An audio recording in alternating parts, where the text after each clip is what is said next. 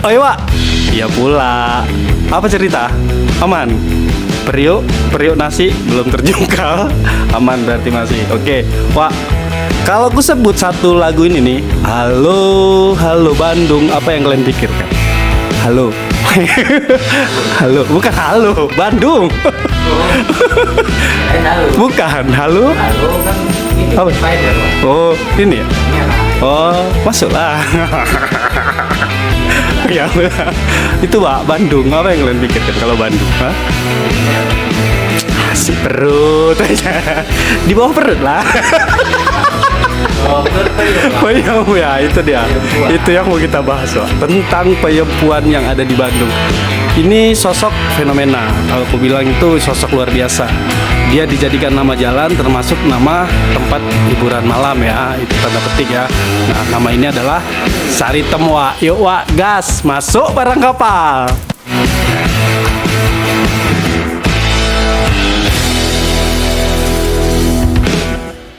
Wak, jadi di daerah Gardu Jati Wak, dekat stasiun tuh daerah Bandung ya kan, ada namanya Jalan Saritem Wak. Di Jalan Saritem itu dijadikan tempat lokalisasi Wak. Lokalisasi itu kayak tempat hiburan-hiburan para lelaki lah ya kan. Kalian paham lah kalau ke situ ya kan. Ini 18 plus kan, nih kita yang nonton ya. Coba masuk dulu kamar adik-adik. Wak, di lokalisasi itu dijadikan nama Saritem Wak. Padahal itu nama seseorang Wak. Siapa orang itu? Ada dua versi Wak. Dari nama yang dijadikan nama Jalan Saritem itu ada dua versi Wak. Kalau aku telisik, ada cerita menarik di baliknya. Nah, kita bahas ya Wak, satu persatu. Yuk, kita masuk di versi pertama Wak. Nah, di versi pertama ini Wak, dulu hiduplah seorang penjual jamu Wak. Hitam manis, gadis muda ya kan.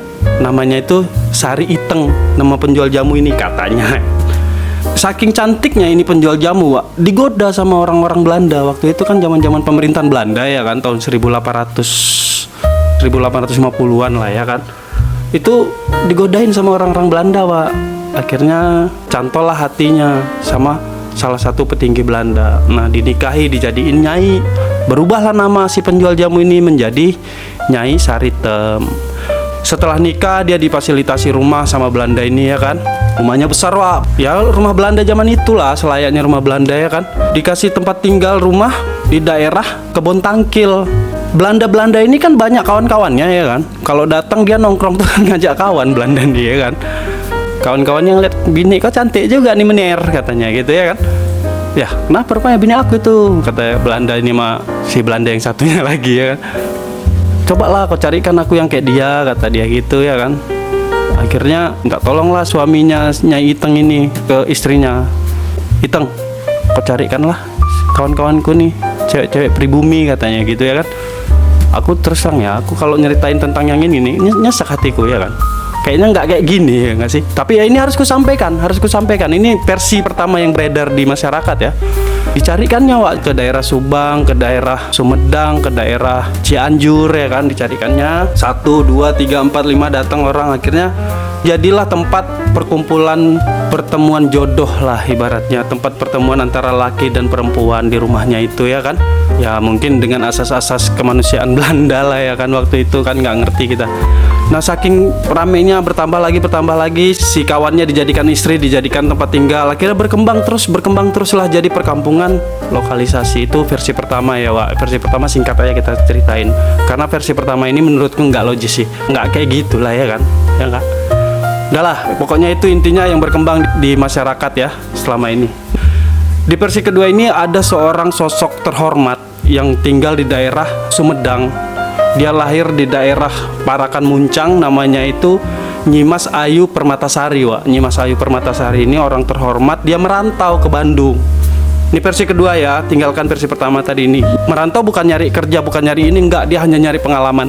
Nah di situ dia kenal dengan orang Belanda Wak. Kenal dengan petinggi Belanda yang berpangkat kapten, jatuh cinta dengan Nyimas Permatasari ini. Di situ si Belanda ini, kalau nggak salah namanya itu Secret Senstikor ya. Ya pokoknya orang Belanda lah ya kan. Warnanya kuning kan? Warnanya kuning. Apa namanya tadi? Secret Senstikor. Ingat kali aku nama korek itu ya. Dari situ aku belajar ngerokok. Oke lah ya, udah.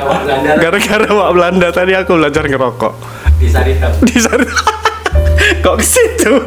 Aku belum tahu, Wak. Aku masih tinggal di daerah Sumatera sampai sekarang. Sekarang Sumatera gitu ya. Ya, Wak. Balik lagi ceritamu dengar ya. Ya, nanti kita sama-sama ke sana.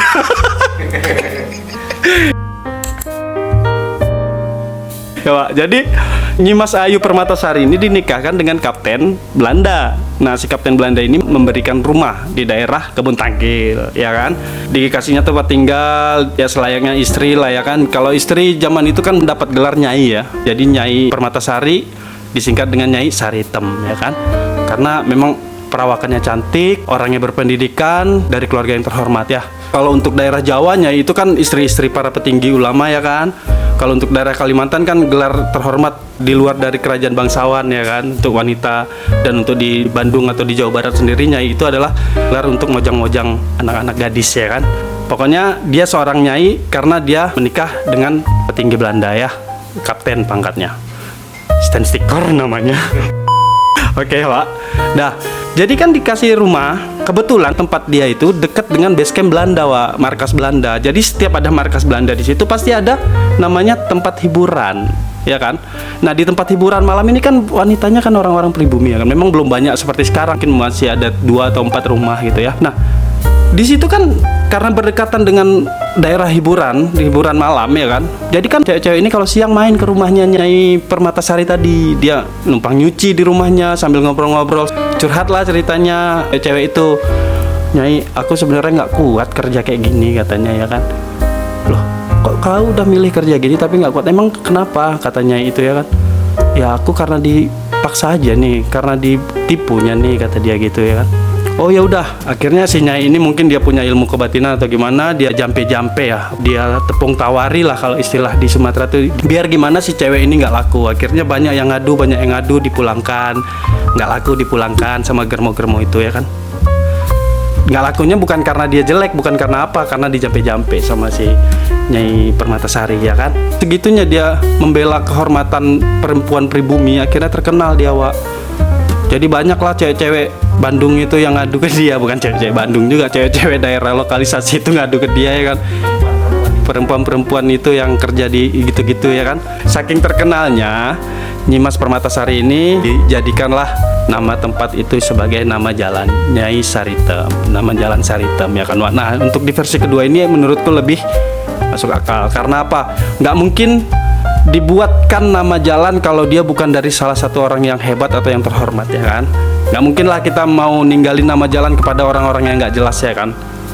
Aku aja nih nggak mungkin juga aku dijadikan nama jalan, ya kan. Emang aku siapa kan gitu ya.